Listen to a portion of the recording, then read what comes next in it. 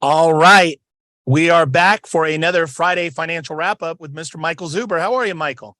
I'm doing wonderful, man. It's our first one of the new year. It's a good time. Lots of wealth's going to be built this year, but we're going to have to get through some stuff, but we got it. It's interesting. So as we're doing this is for Friday, January the 6th, 2023, and major storms here in Northern California, I think all over California. We're going to talk about storms in the financial markets, but let's get right into it. Let's talk about the first week of January 2023, the Fed minutes. What are the Fed minutes and what happened this week? Yeah, so I think it's 3 weeks after the Fed meeting, right, where Jerome Powell gets up and says, "Hey, we gave you 50 basis points. Here's the dot plot." Then we do 60 minutes of Q&A. We actually get kind of the minutes from the meeting, which is really a collection of what everybody said.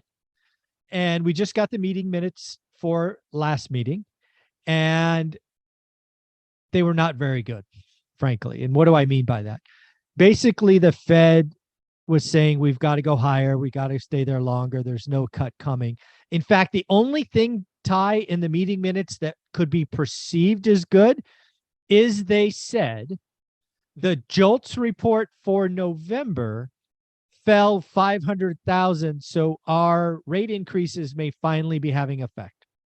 Unfortunately, what came out just yesterday morning before the meeting minutes was a JOLTS report that revised up the November reading 500,000. So now we're at 10.5 and there's been no downward pressure. So the little wrinkle, the little whisper of good news that what we're doing is working did not happen. So the Fed meeting minutes were more hawkish than people probably expected. And certainly I expected more dovish stance, like we're almost there, we're almost done, but there was none of it. So the Fed meeting minutes, hawkish tone for sure. Very interesting. And just explain for the new viewer, if I'm watching this for the first time, hawkish versus dovish, maybe just unpack that just a bit. Yeah. So generally speaking, the Fed presidents, they come into a session meaning we have to do more work or less work. So generally speaking, in Fed speak, a hawk is we have to tighten. We have to raise rates. Inflation is a problem. A dove is, oh no, the economy is going to take care of itself. We're winning. Inflation is rolling over. We don't have to do any more. So there's the extreme. A dove is we're done, and a hawk is we got a lot more to do. Very interesting. So let's continue. Let's talk about jobs data. What do you see this week for jobs data? What do we anticipate? Your thoughts all around jobs. So again, we go back to the Fed meeting minutes that called out the JOLTS report, said we're winning, and then head fake, we're not. Then we get an ADP report that was supposed to be like 135 or 157. It came in at 235. And oh, by the way, wages were up 7.1%, 10% in leisure and hospitality, and 15% if you change jobs.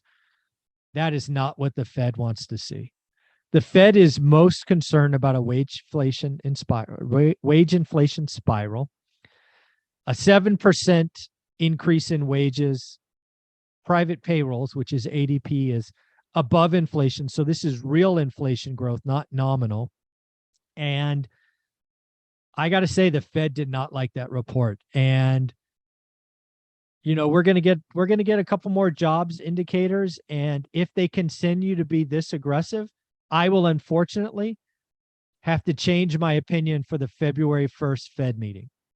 Right? I don't change my opinion very often because I think that's intellectually dishonest, but when the data gets this bad, and I haven't changed it yet, I'm just warning people this may come.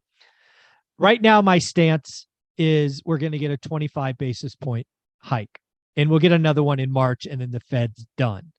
So I'm calling for 50 basis points more.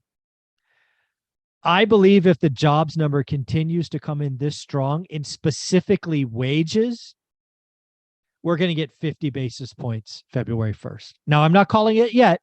I want one or two more data elements, but it's coming. And then the last thing on the jobs front, we get a weekly report on unemployment claims. And for 4 or 5 weeks, they were trending higher, but not crazy. Last week, down near record lows. Now it's a holiday week. The data's dirty, so we'll see. But yeah, the jobs picture still shows very healthy market, very healthy jobs market. So yeah, we got to watch this, because if the job stays this hot and wage inflation goes 7, 8, 9%, the Fed's going to whack us. It's going to whack us pretty hard. Very interesting. And you know what, for you out there watching, if you're watching or listening, at the very end, stay to the very end, because what we're going to do is we're going to tie it all back to real estate. We're going to talk about mortgage rates and really, what does this mean to the average investor, a homeowner, or somebody looking to buy their first one rental at a time. So let's continue. Let's talk about layoffs. What did you see this week in news for the layoffs? Yeah. So one of the things I was, happy I did is on January 1st, I warned people that this first week was going to have some negative surprises, both on the earnings front and on layoffs. And sure enough, right out of the gate, Salesforce.com came out and said, we're going to whack 10%, which is about 7,200 jobs. The very next day, Amazon came out and said, you know what?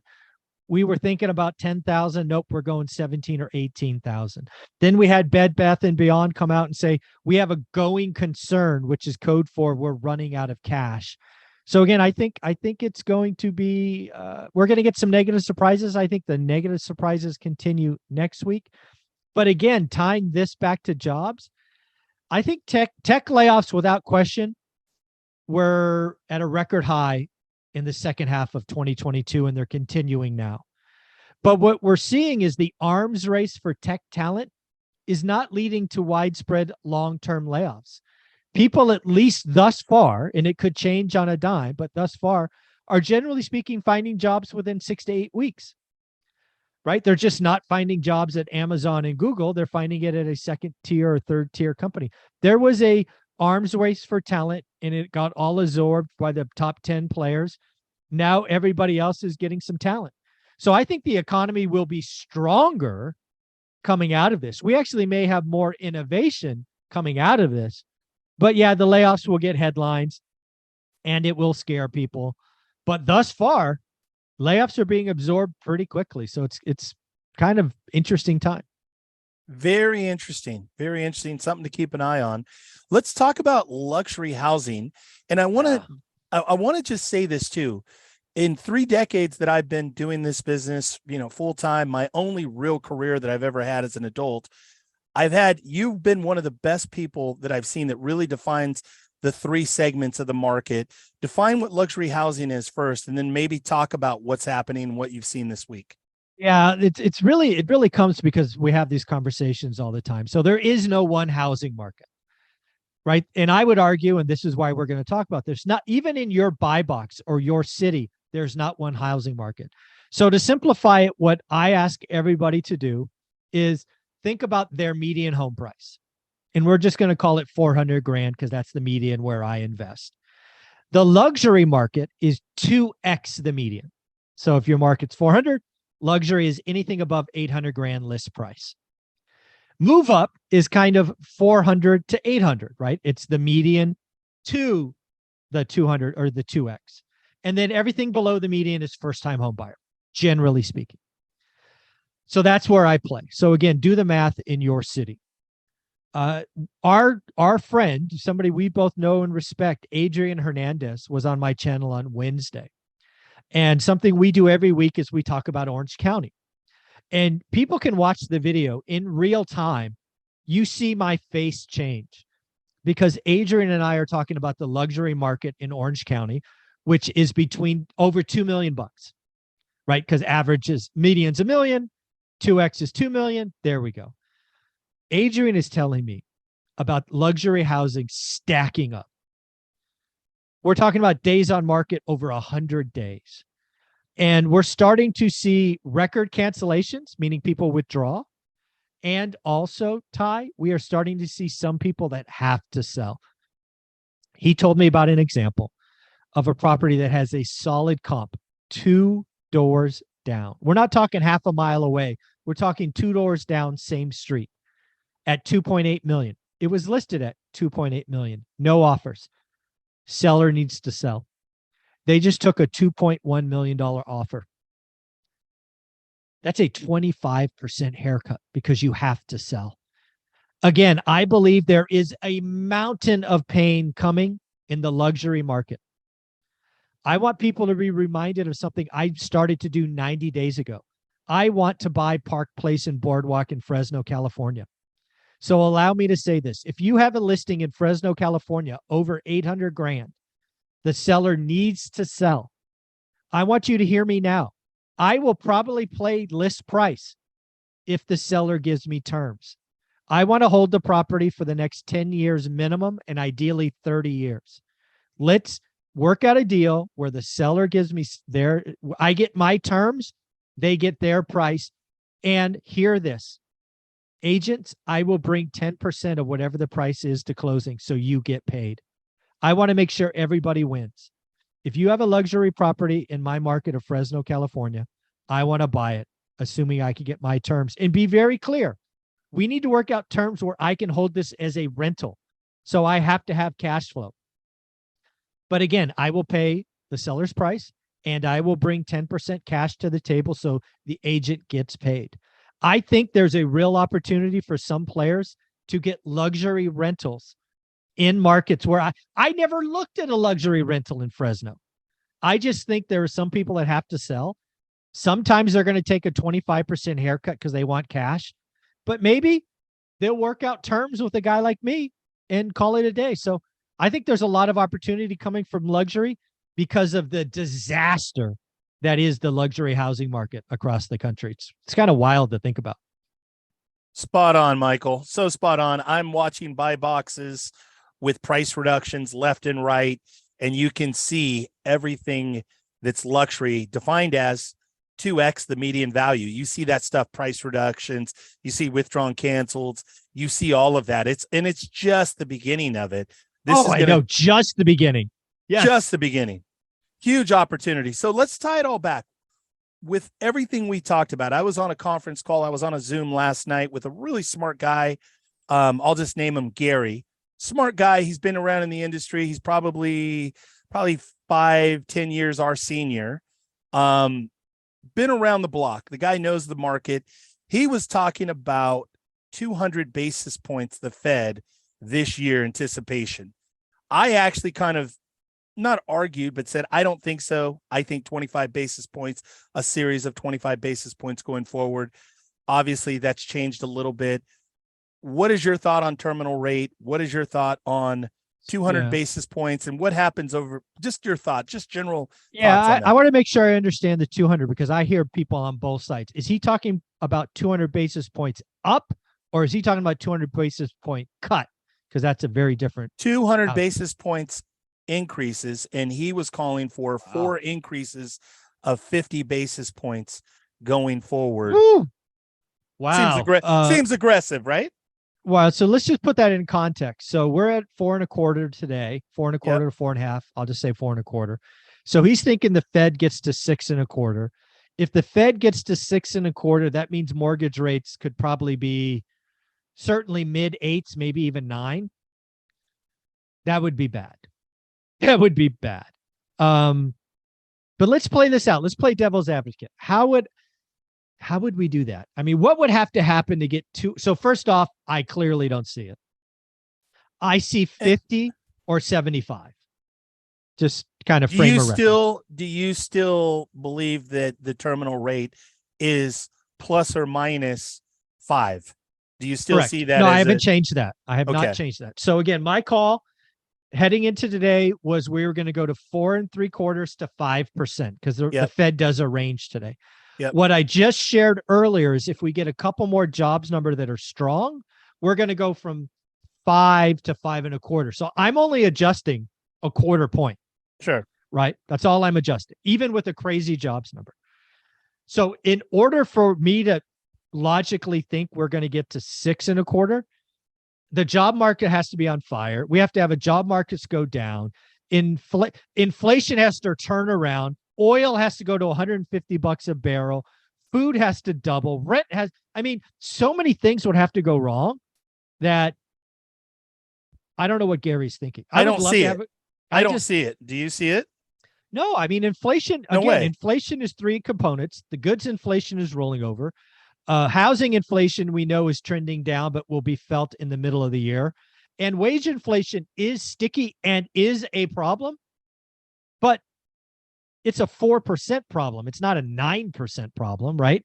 So, yeah, Okay. that's crazy. Maybe a little excessive.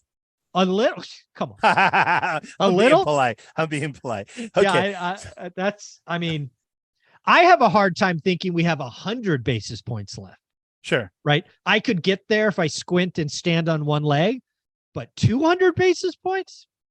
You think 75 basis points? 75 basis points That's is like what's left. Is the top of my comfort level. Yeah. Got it. Okay, so now let's talk about recession. Yep. Are we in a recession? And if we are, in fact, in a recession right now, what we believe to be started in the fourth quarter of 2022, going into now 2023, if in fact we are officially declared at some point recession, whether that's second quarter, or even going into the third quarter of 2023, does the Fed now ease up and give back a little bit? What are your thoughts there with recession? So I want to be very clear. I think housing, the market where you and I play in, is in a depression. Now, today. Yep. Transactions down to 4 million, like we called. Building permits down 25%. Construction, everything I've talked about is here. Housing is in a depression. Okay. Yep. Now the economy. I do not believe the economy currently. I don't think Q4 will be a negative number, GDP. Yeah. I think it'll probably be a positive 1.5%, 2%. So Q4 is not the start of a recession. Q1 might be, right? The quarter that we are physically in as of this recording. And Q2 certainly could be the start. So I believe we are going to have a recession this year. I believe it will be called by the Economic Bureau of, Economic Statistics, or whatever they're called. I believe we will be in a recession that is longer than average. Average recession is 10 months. It could be 12 to 14. I think it will be shallower than average, and I'm talking less than 1%. So I think this is a slow moving, rolling recession that doesn't feel good, but is not horrible. And I do want to shout out Mark Zandi, chief economist at Moody's Analytics, I believe. He's actually saying something called, we're going to have a slow recession or slow session, which basically means GDP never goes negative, but we're not above 1%. And I think that's possible, right? I think we're plus or minus 0 by 0.5% all year. And so again, I don't think it feels good, but I don't think it's tragic either. Very well said. Very well said. Well, again, Michael, thank you for all that you do. Folks, if you're watching this for the first time, if for some reason you do not have the book, here it is, One Rental at a Time. This is the original book. Go out there, buy it on Amazon. There's a second book, Conversations with Real Estate Millionaires, also on the One Rental at a Time label. You can find those both at Amazon. If you have the book or the books, please give this man a 5-star review. Michael, any closing words? No, I guess the only other thing to end up on is I do believe that if you do the work, you have your buy box, that the next couple of years are going to be amazing opportunities to build wealth. I've done this now 3 times, and the deals you can get, cash flow, fixed rate debt. Don't break any of the rules. Don't rush. Don't gamble. Do the work. Watch your network. Get around network of amazing individuals who are winning, doing the work, succeeding. It should be a lot. I'm ecstatic. I am vibrating with excitement about what's coming. So, yeah, I look forward to getting Park Place and Boardwalk and, all these other things added to our portfolio. So you and I are going to be doing amazing things all year. I love it. So, Michael, thank you for all the work that you do. I said this last night. I'll say it again. Michael Zuber is my secret weapon, how I know what's going on in the real world. Folks, get involved in the One Rental at a Time community. Michael, thank you for all that you share and do. Have a great weekend. Thank you, buddy.